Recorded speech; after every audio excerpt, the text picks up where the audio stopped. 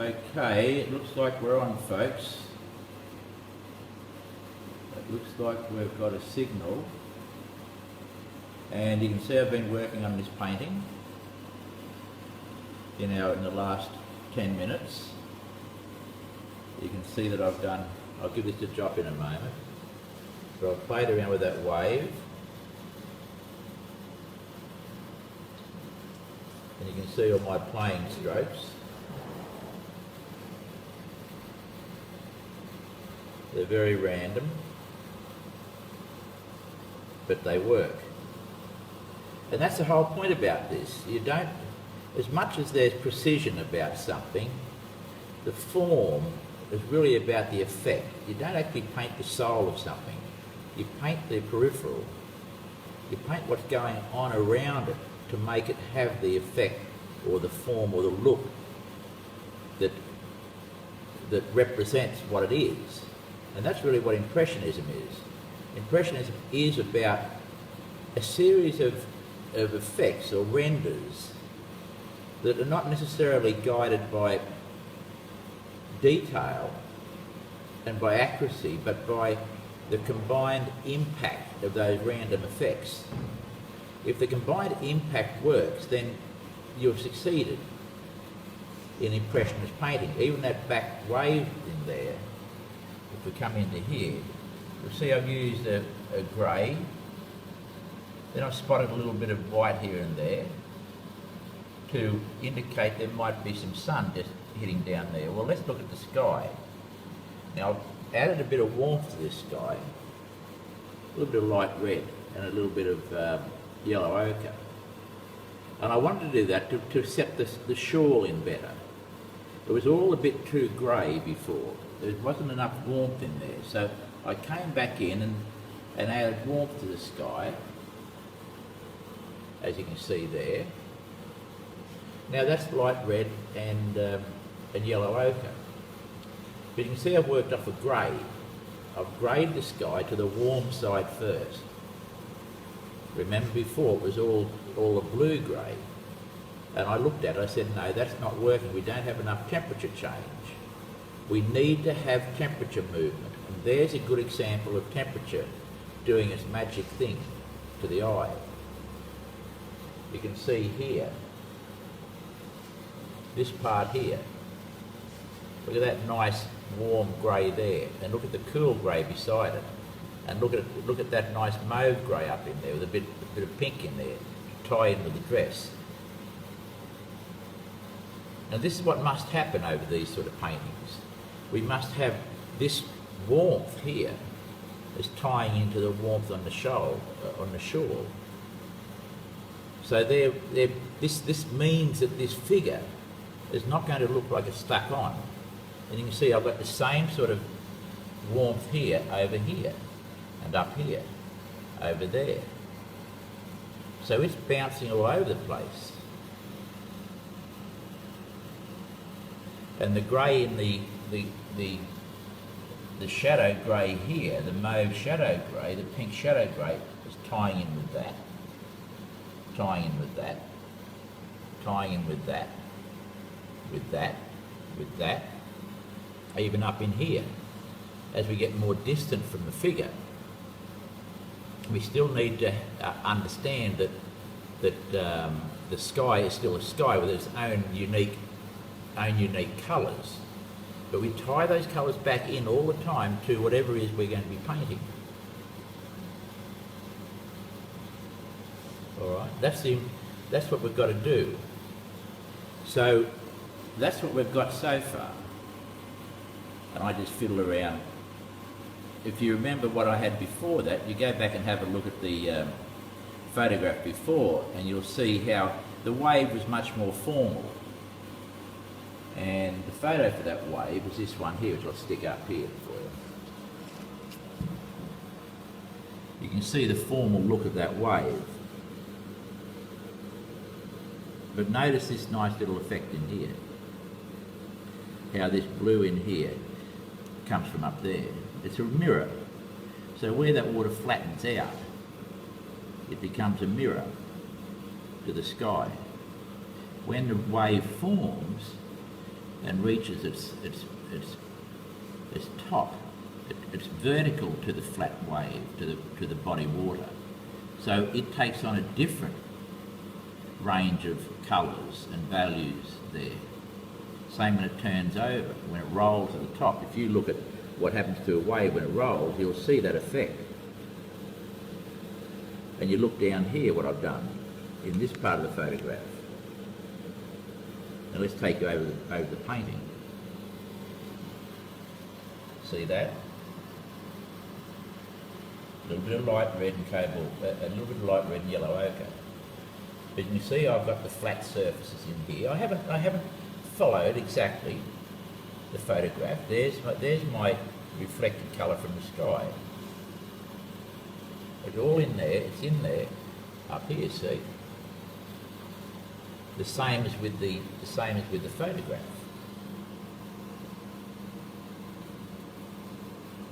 So I'm looking at the photograph and taking what I want from it that I understand, where it's mechanically sound, where the rules of perspective are still being followed, but where, as an artist, I look for things that the combined effect has when rendered with a series of some control strokes and some wild strokes, gives the impression of a beach. Then you look at these random things over here. Look at this wave here that I've done here. Now that's just a mad bit of flurry there. But I did it and then stood back. I said, that works. Don't touch it again. This works. This works here. All that works.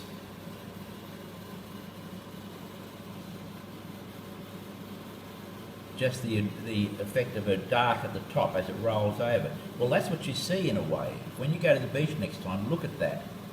You'll see it as it peaks.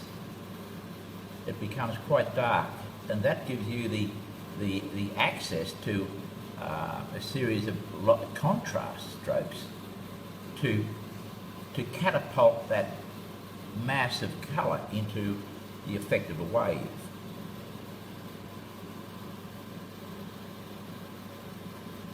There's a shadow. See, I haven't worried about it. See, when we left the other day, I had this painting sort of all sitting in nicely. Then I've gone over it again. I've rubbed the sky, just gone straight over that figure.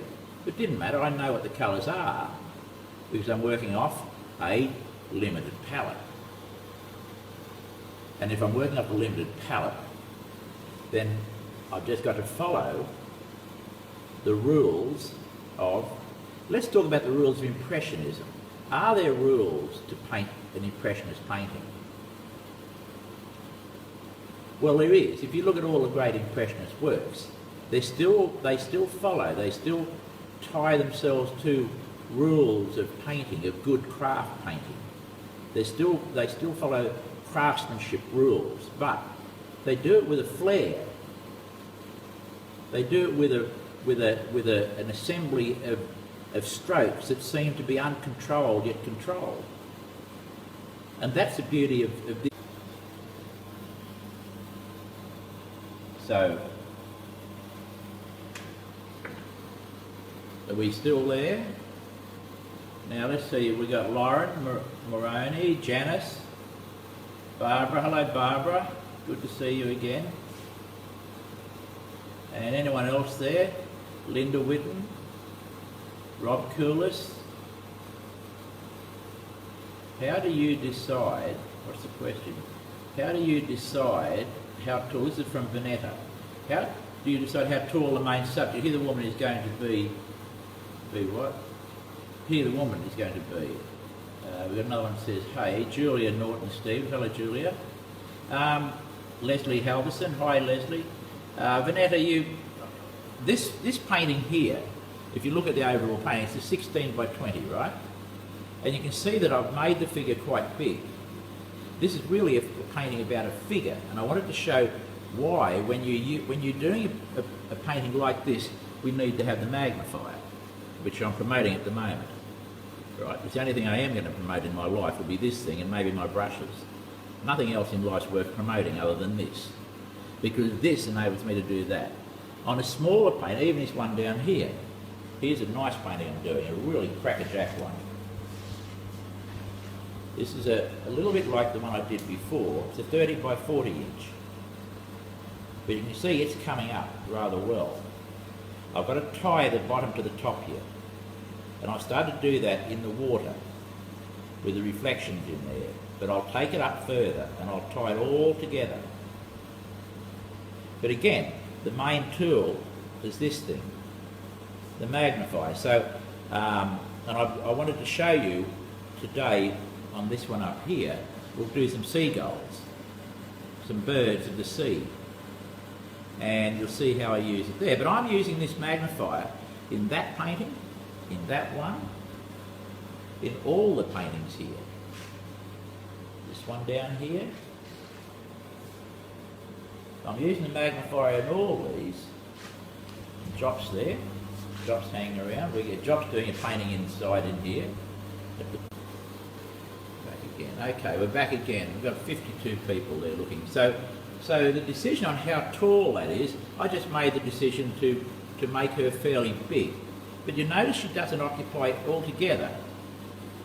She occupies about 40%, or I'd say 30%, 35% to 40% of the vertical size. The horizontal size is only occupying about 10-15%.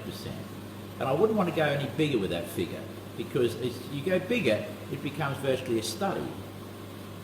And I want it to be a figure in a landscape where you've got a story to unfold, to reveal.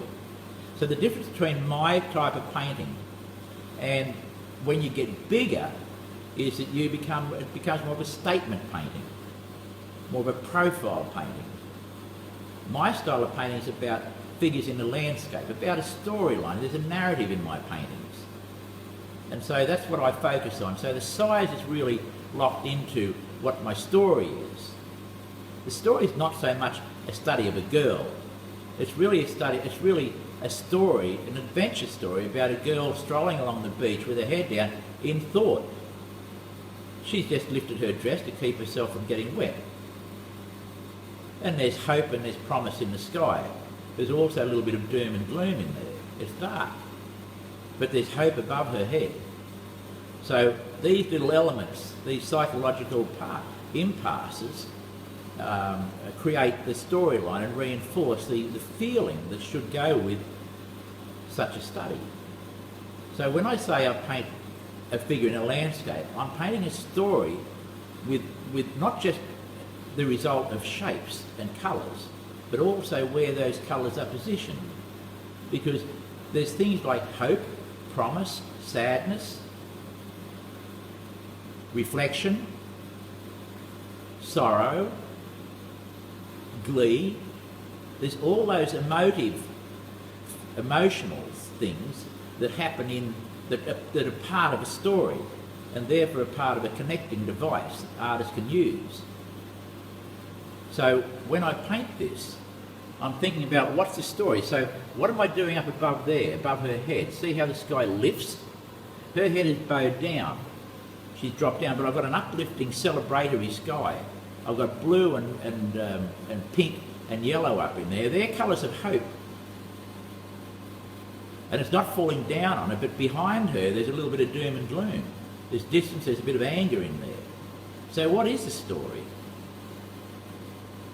And so the size of the figure is really linked to what the story is in a painting. You can create a storyline with multiple figures. That becomes engagement between people. But this is really a study of a girl just walking along the sand with a swash, small waves coming up and lapping around her feet, making it cool around her feet. And that again gives her a sense of life and hope. So we need to put in place all these little triggers that will summon up a response that works well. So there we are. I'll give this to Jock now. Here, Jock. Take it over and I'll come back in front. So that's what I've been doing. All right. So It's very interesting when you do this style of painting because, again, movement, you think, well, why does he do it there? Well, you've got to think, there's a reason behind every part of a painting to have a certain flow to it. And that flow is generally linked to the narrative, but it's also linked to the rules, to the rules of engineering, and that is balance, good composition, lead-ins, lead-outs, the elements of the setting combined with the elements of the figure to create a composite work. And the looseness of the strokes, together with the tightness of the strokes, makes it either an impressionist study, makes it either a study or an impression of what's going on. So I'll keep on going here and do a bit more. And just come in here and watch what I'm going to do. You can ask me some questions if you want to. Now I'm going to come over here and try and pull the head out. If you look in here close, you'll see how I've gone all around here. I've gone over the whole sky here. I didn't worry about going over the figure. I'm not worried about this invasion here. I'll just get that back now. So I've already done this back here. I've got this back. I've reshaped this. But that was all bled over as well as like I did over here. So as the dress, you can still see down here some of the colour I pulled straight across here to get that horizon. I didn't try and go around her. I just went chump, chump over the top of her. And now I'm just chiseling back in again to re-establish those shadow and those light areas. So I'm going to work up here. I'll get the head done first. So here we go, back to our control palette. I'll just get a bit of that. I'll just get a bit of thinner down here, Jock, I'm sorry.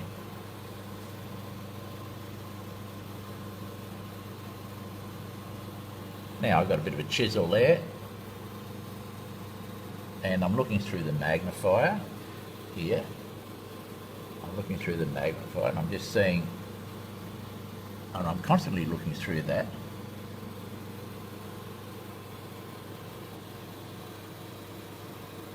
And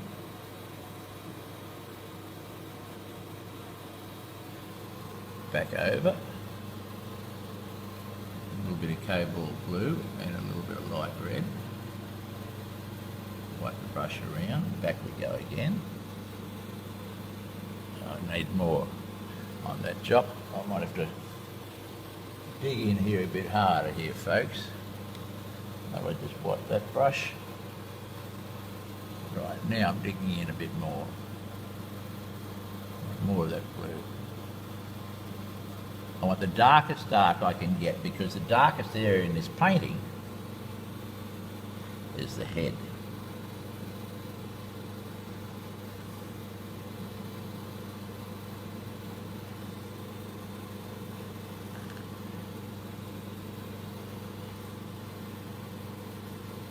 Now, if you're new to me, or even if you haven't had a look at if you still haven't got a pre-order in on the magnifier, do so. I was telling one of the girls in the art group, in the Robert Hagan art group, that I'll possibly write another book on how I do all this, because it's been very positive doing these live streams. It's made me think about what I'm doing. It's forced me to think about what I'm doing.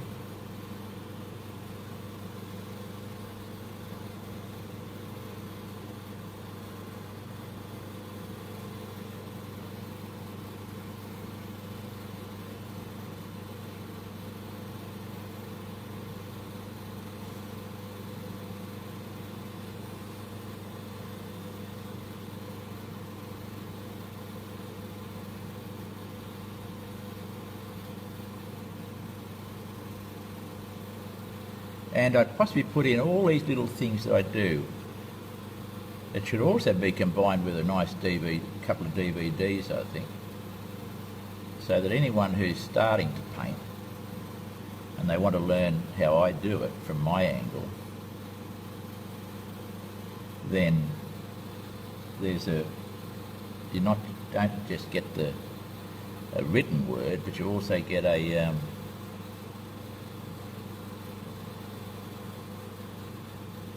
something you can look at, a moving picture. So chop will take you in there on that one. Now you can see how, again, I've defined this. Now I'll just come in here and I'll work that again, so it just comes out a little bit more. I want it to come out. I don't want to define it all, I just want to have it come in and go out. So I'm going to mix up a grey with that. So there's a grey there using yellow ochre, which is the colour of that. Now let's just check it to see if that's going to, yeah, that's going to work.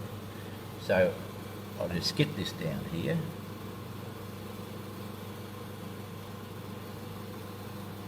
And I'll move it in and out of what I did there before.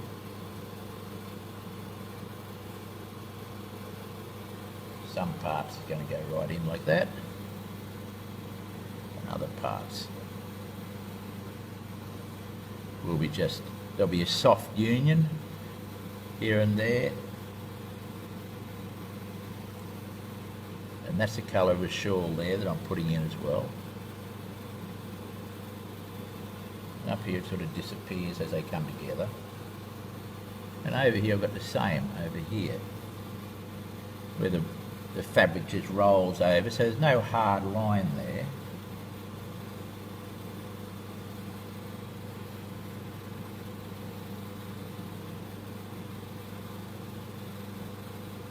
It just softens it nicely.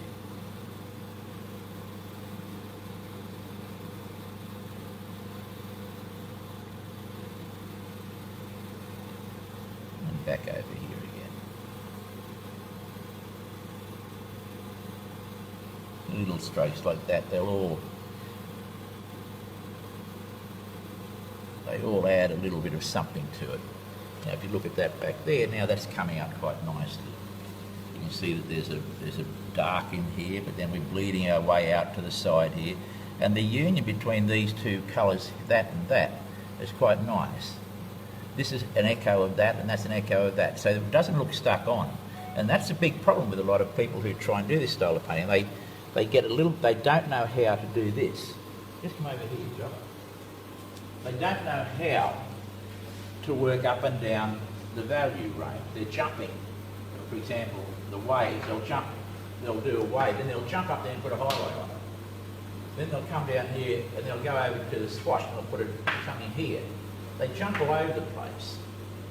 Same with the figure. They jump all over the place rather than working your way up and down carefully and looking for those value changes within the area. If you're going to do this part, the dress, then do the dress and look at the dress and get it right. How do you get it? You've got to use this. And if you use this with discipline, you'll be successful. If you use it without discipline, you won't be very successful. You'll still be better than you were before, but you won't be as good as you could be. Right, so let's do some more on this dress. Put that up there a bit higher. Now, work down here now. I'll come to you in a moment and see if we've got any questions. Now, I just said I'm going to work up. I'm going to come up on the value scale. In other words, I'm going up higher now. I'm heading towards the finish of this painting. And I want to find out where the real highlights are. So here we go. Down I go here again on the dress. Now, you might be able to see, if you come in there, you might see see how that's a little bit lighter than before. And this is where it's very important. If you don't do this, you're going to end up with a pasty look about things. These little parts that I'm doing now are terribly, terribly important. Very, very, very important.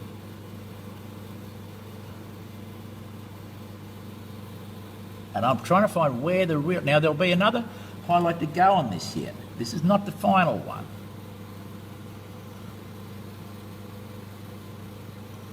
But it's higher than the one before. Go back again, Job, here. Just bring it up a bit higher. Take it up there. Now, let's see. Okay, down we go.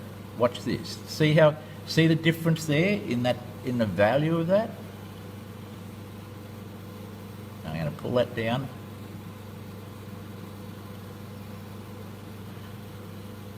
Roll the brush.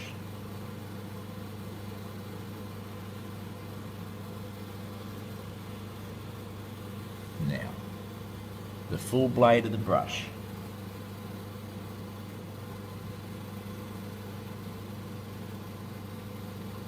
The sun is hitting on that side of that dress. Back over. This is not the last highlight. There'll be more. I've got to find them. And the naked eye won't do that. Now, we've set in a date next year for a workshop in England, in Flatford, which is an old, great place that I like very much, not far from where the great Alfred Munnings has his studio. If you're interested in being part of that workshop, then look for Linda's series. Linda will be putting a banner up shortly on my Facebook site and elsewhere, advertising that. And if you want to secure a spot, I think we've only got 12 spots in there. I think 3 have gone already. We only sort of secured it about 3 days ago.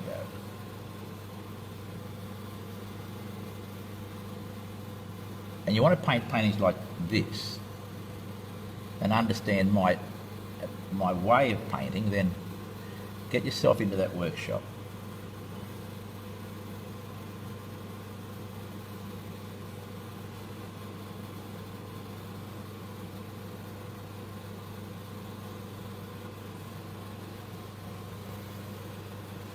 So I can take you in there, you can have a little look at that, you know.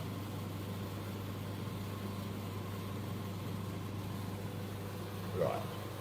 Now let's do a little bit on her leg. So we've got yellow ochre, we've got light red. I'm going to look up a skin colour now. Let me get a bit of my mix on there. Here's a bit of cadmium red from before. I'll grab a bit of that. All right, that looks like a skin colour. Might not be perfect, but it'll do. A little bit orange. We need a bit more pink in there. And we need to kick that up a little bit. Still on the job. Okay, over we go now. There we go, that'll do it. You can see where I slid the brush over that before. And there's the heel of her other leg, her other foot. Down it comes. And I've got a bit of a wave sort of going over her foot there, which I'm going to work on. I won't have to paint toes in there then. Leave the toes out. Up here.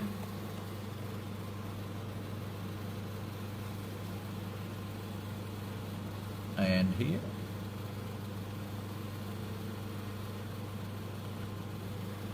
And a little bit there.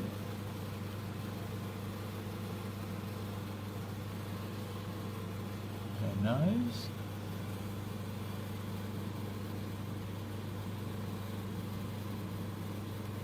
And her cheek.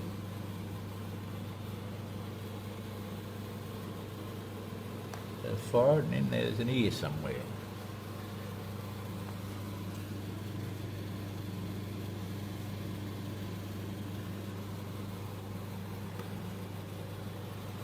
Okay, now I'm going to motor it along a bit more. I'm going to go to her hair now, go back to where we started.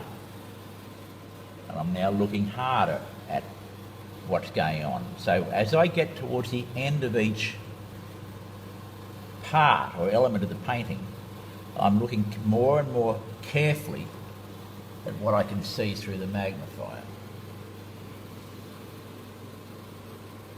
where is there another bit of colour or another bit of contrast? Where does the edge just go away? There it is there, and there's one here. It just goes into the...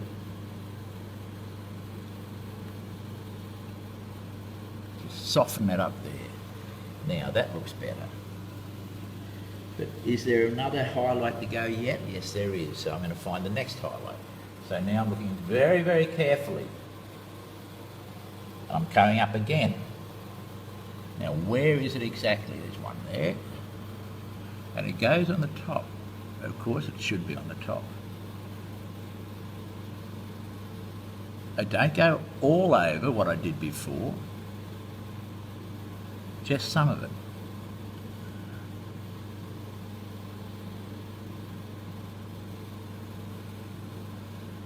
There we go. And that hair is just wisping away in the air, so you're not going to see a hard edge there. You've got that little bit of light in there I have to get rid of. What's this one? Let me take that. Let me kill that one a bit.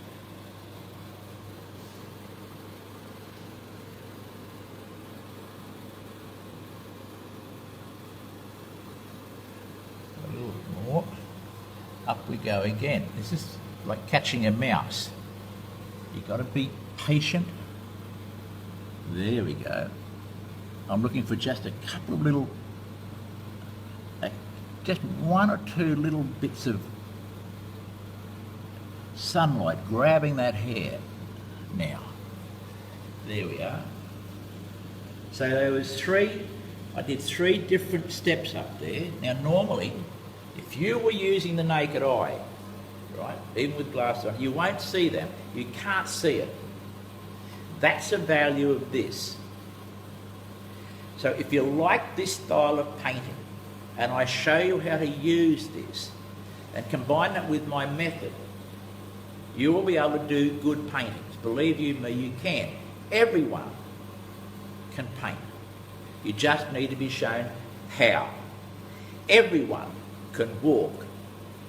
Everyone can ride a bicycle. You just need to be shown how. Right? So I am the man to show you how easy art is. I'm the man, and I'll show you how to do this.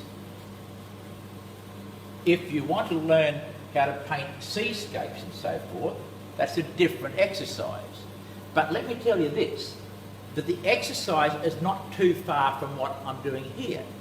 I've painted in a landscape setting. It has to have certain engineering changes to it so that it becomes an integral part of a figure in a landscape. So there's other things going on in a landscape that I do in my way, as distinct from the traditional landscape artist who works from a different angle. But he's still selecting and editing what he sees according to how he wants the painting to evolve and look at the end. So he's still making those decisions about what to include and what to exclude. I do it according to the narrative of the painting and what the elements of that narrative are. I've got a different set of controlling buttons and levers I've got to pull and push to make this sort of painting work. And that's the whole point about this method. There's very few people paint like this because there are adjustments you need to make and moves you need to make that simply you don't find in the other styles of painting. You would in say a still life, you encounter the same sort of set of problems in a still life. Now let's go up. I'm going to go up a little bit quicker now. Back to the dress, and we were sitting at that level there. There's our previous mix back in there. Now I'm going to go up again. See that? There's what I had before just beside it. Now I'm going up to there. Right, now where is it? Okay, here we go. Look at that, a nice creamy layer of paint. There. Now, no more there, just over here. Okay, what about this side? Yes, there's a little bit there, and there's a little bit there. Notice I'm just building on what I had before, a little bit there. I'm just building on it. Okay, that's done. Down here now. Yes, there's an edge here. And that's the edge. And there's another one just there. Now down here, there's an edge there. See now how it's now shaping, rolling up? You're about 8 inches away from the painting, folks. So you're seeing Jop's got you right in there where you can get everything. And I'm looking further height back over again down here, Jop. I'll get a look. Notice this is just about paint only. This is our impasto.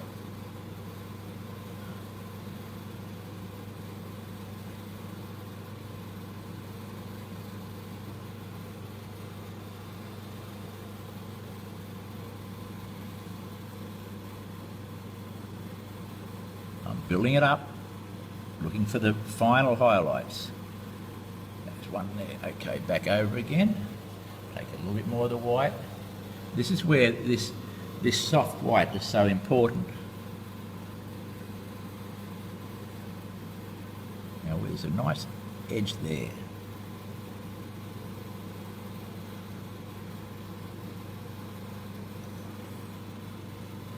And then it just rolls around. There's a couple of little, and then the light is just hitting that part there. Let me do it again. Now where is it? It's hitting just now, just about on a click of white. There's our dot. Is there another one? There might be. There's an edge down in here. This is quite...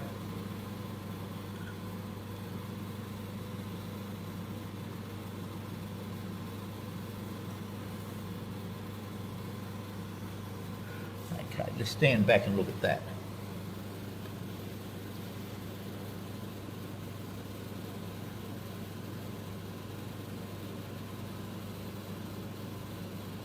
This is the dots and dashes we're doing now.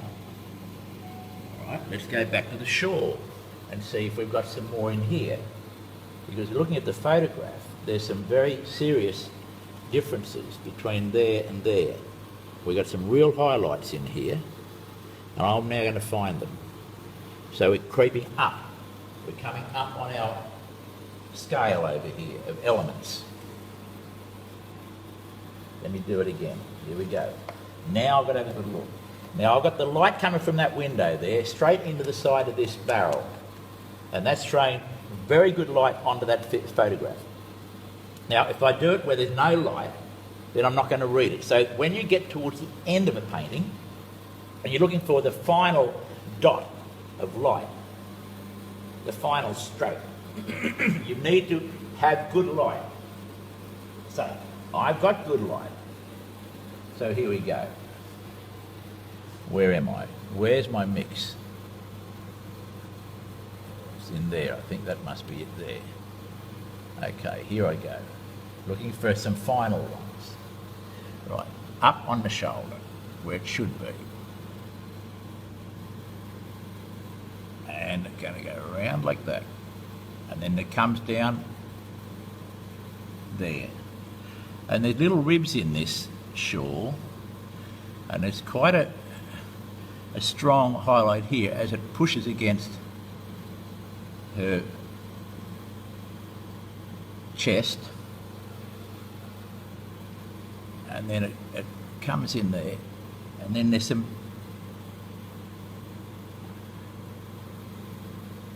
where it gets a bit stronger pull there, and there we go, and up here just a dot. Now you can see how that shawl is now really taking shape around her shoulders where there's stress. And this reinforces the whole narrative of the painting. Down I go again. I'm looking now very hard at the magnifier. And I'm really looking for these important, there's one just there where it comes on her, and then the shawl is wrapped around, and it breaks and starts and stops, and then it pulls in again just there.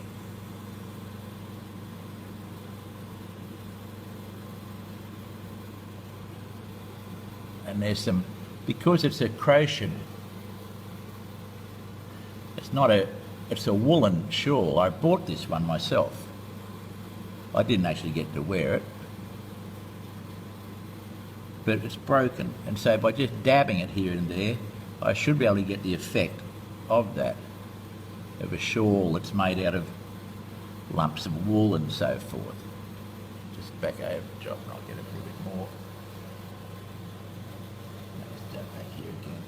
And we've got some little strands coming out here.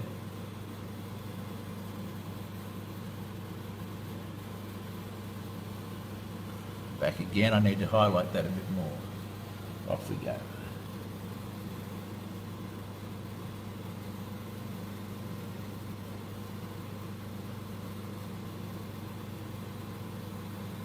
And it comes down here, now we can really start to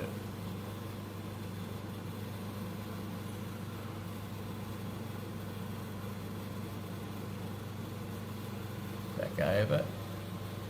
Looking for a dot and a dash now.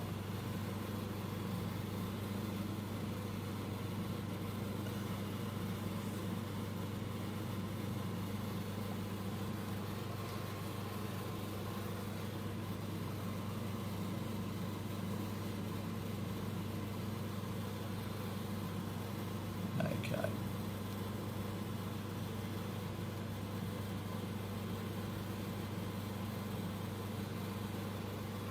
Okay, Jock will show you in there now. Now that, you'd think that's just about finished. Well, it's not too far off being finished, that shawl, but I'll tell you what, there'll still be some more dots in there. I'm going to look for that now. So I'm going to mix up my last, it should be my last mix, and there it is, it's just off the white. So somewhere now I'm going to find that. So there's one here, bang, dot. There's one here. There.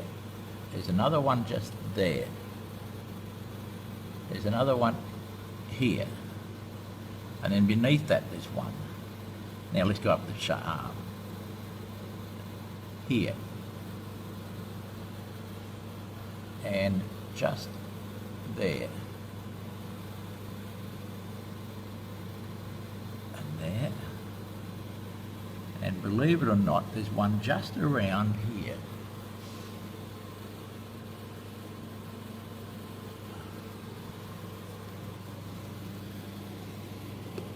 Which you wouldn't see with your naked eye.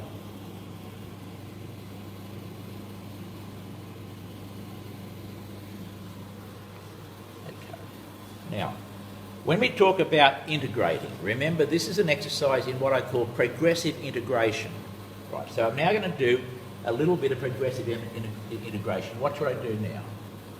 I'm going to take a little bit of white up here and I'm going to put some dots.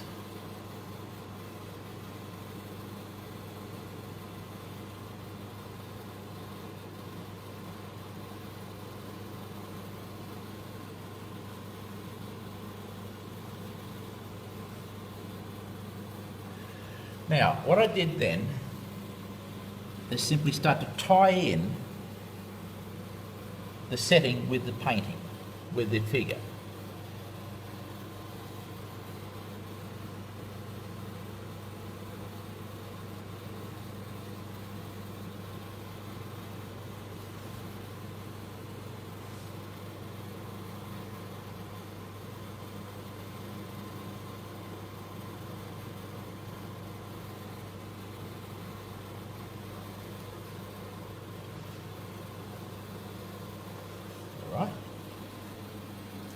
Keep on going. I'm going to put a couple of seagulls in the moment. I don't know what time we've got, but we'll have a look at who's with us too in a moment.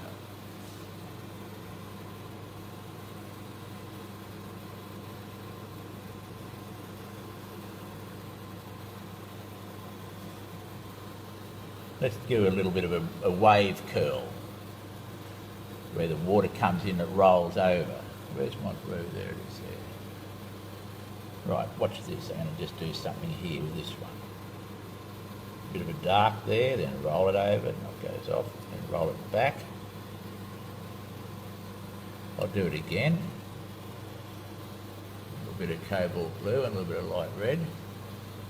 Now, let's say we do something here.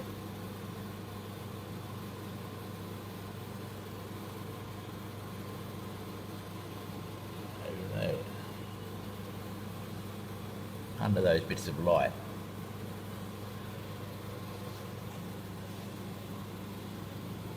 What about down in here? We could do something in here. Let's make that roll over. Here we go. A little bit of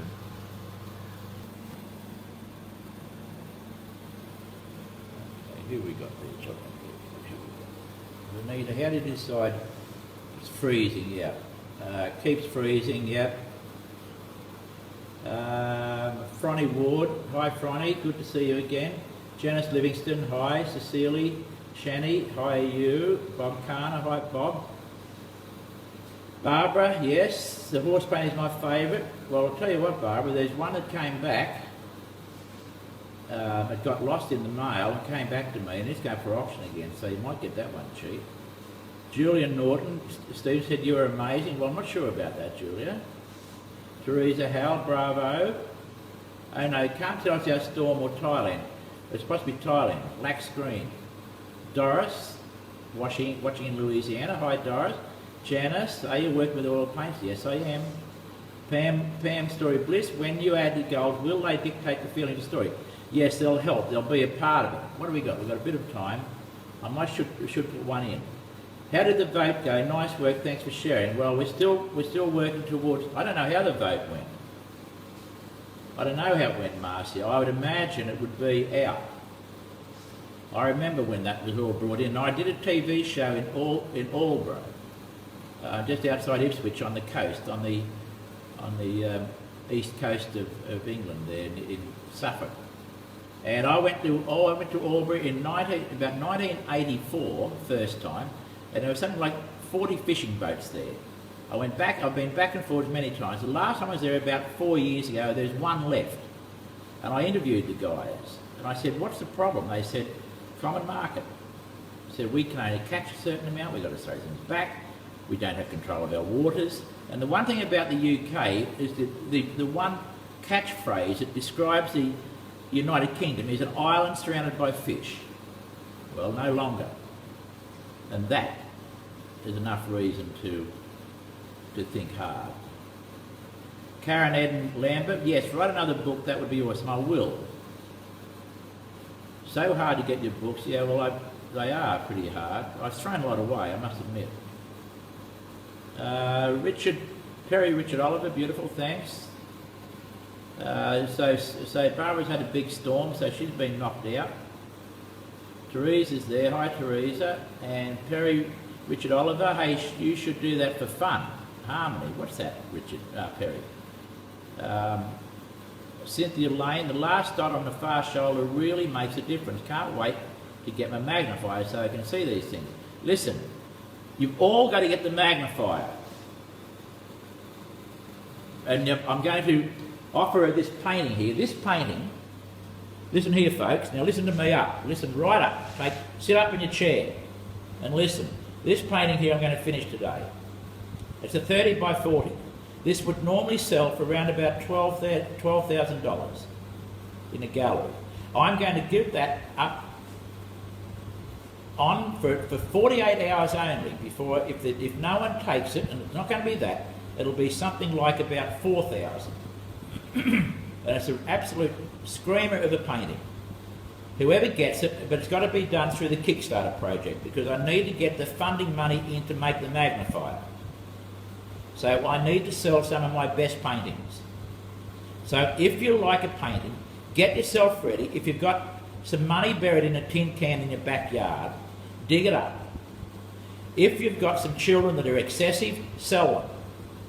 If you have a garden with fruit and vegetables, cut them all and go and sell them at the market. But whatever you do, try and get this painting. Honestly, it'll be about $4,000. I'm not sure. I've got to look at the pledges again in the Kickstarter project and see how much. A 30 by 40 is about, I don't know, 6,000 or 5,800. I'm going to put this one down and say, you buy a 24 by 30 painting for 4,000 or whatever, it'll be a 30 by 40 painting. So, if you want to make money, you can. Keep this painting for about a year, then put it on the market, and you'll double your money.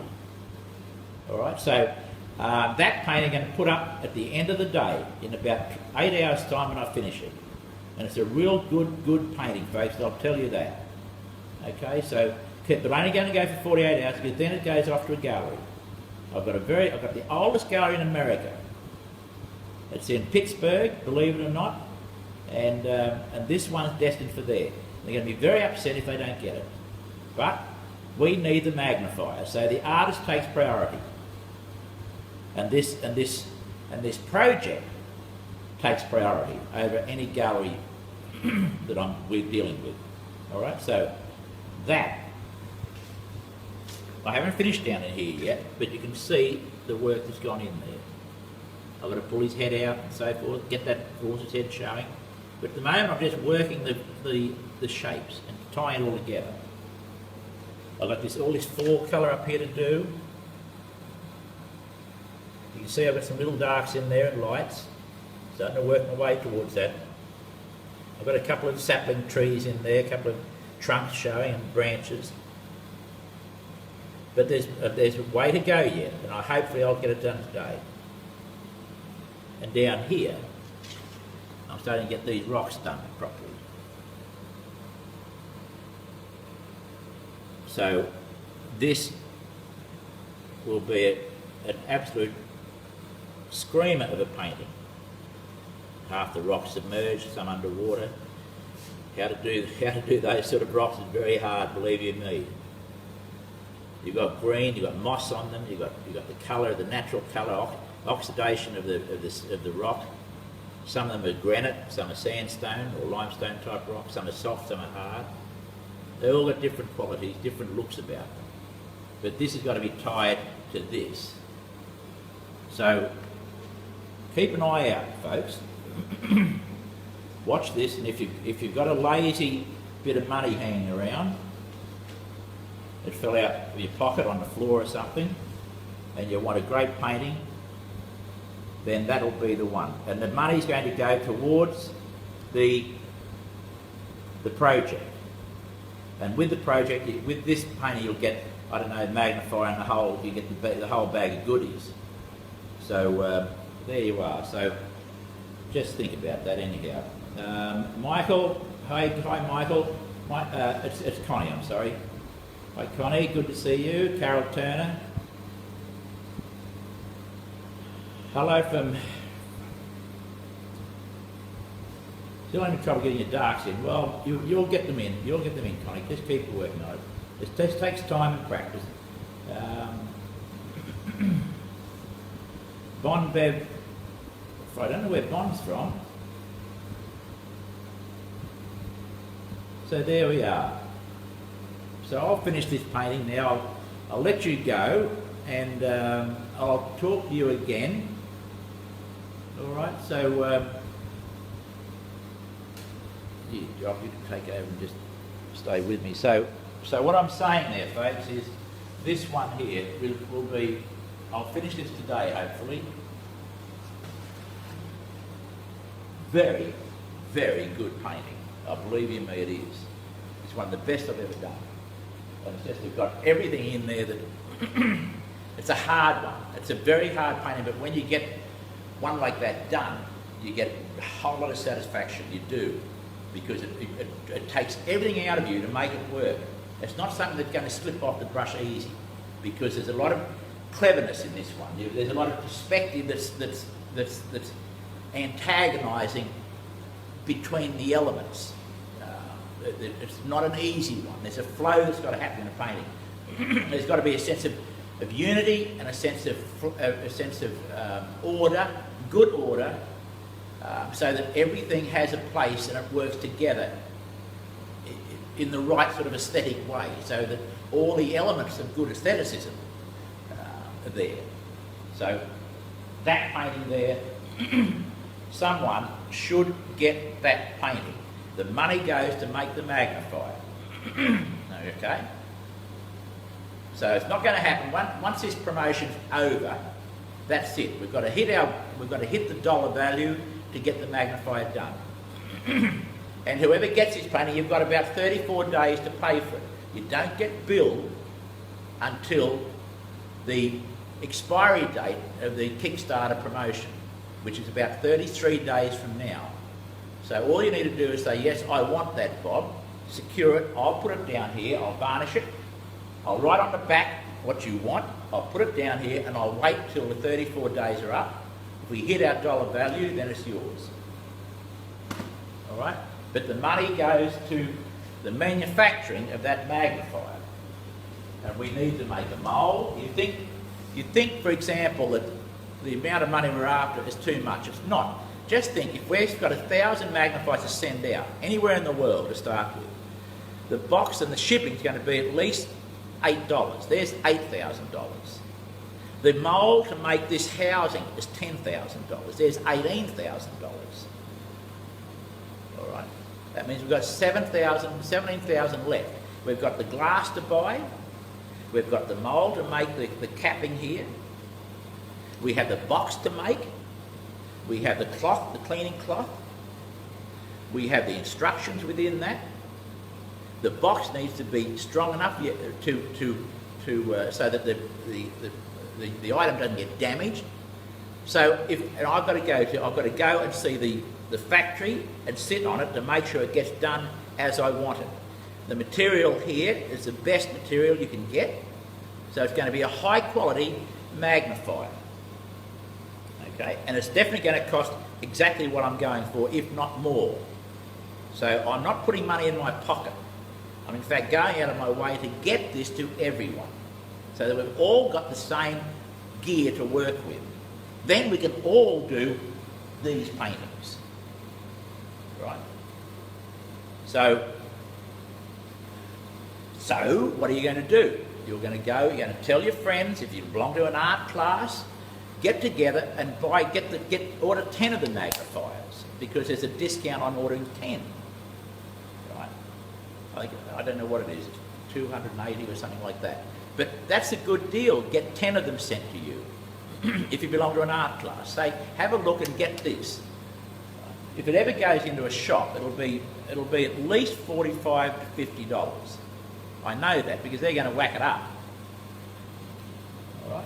So it's not going to be, as I said, the original one I had of that was $128, and I'm using the same material in this magnifier as we used as the original one they made for a Hasselblad camera.